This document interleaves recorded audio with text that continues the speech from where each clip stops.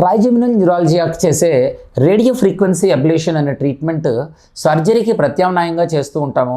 ఈ ప్రొసీజర్ పెయిన్ఫుల్గా ఉంటుందా అంటే ఉండదు. ఇది సాధారణంగా ఎలా చేస్తూ ఉంటాము, మన ఫేస్లోకి వచ్చే ఈ పెయిన్ ఏదైతే ఉందో ఇది V1 అంటే కనుబొమ్మల పైన, V2 అంటే ముక్కు దగ్గరికి, V3 అంటే దవడలోకి వెళ్ళే 3 రకాల నరాలని మనం కేర్ఫుల్గా ఐడెంటిఫై చేయడానికి కొద్దిగా మత్తుమందు ఇచ్చి ఈ నీడిల్ని సరైన ప్రదేశం లోపలికి ఇలా లోపలికి పెట్టేస్తూ ఉంటాము.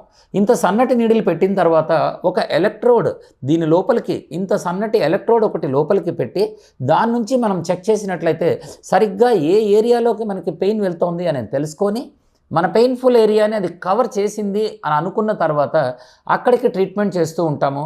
ఆ ట్రీట్మెంట్ అయిపోయిన తర్వాత కొద్దిగా లోకల్ ఎనస్థీజియా ఇచ్చేసి నీడిల్ బయటికి లాగేస్తూ ఉంటాము. ఈ ప్రొసీజర్ మొత్తం కలిపి ఒక అరగంట 40 నిమిషాల లోపే అయిపోతుంది. అయిపోయిన తర్వాత పేషెంట్ సాధారణంగా ఇంటికి వెళ్ళిపోవటము, నార్మల్గా వారి పనులు వాళ్ళు చేసుకోవటానికి ఏ రకమైన ప్రాబ్లం ఉండదు. దీని నుంచి వచ్చే నొప్పి కూడా చాలా స్వల్పంగానే ఉంటుంది.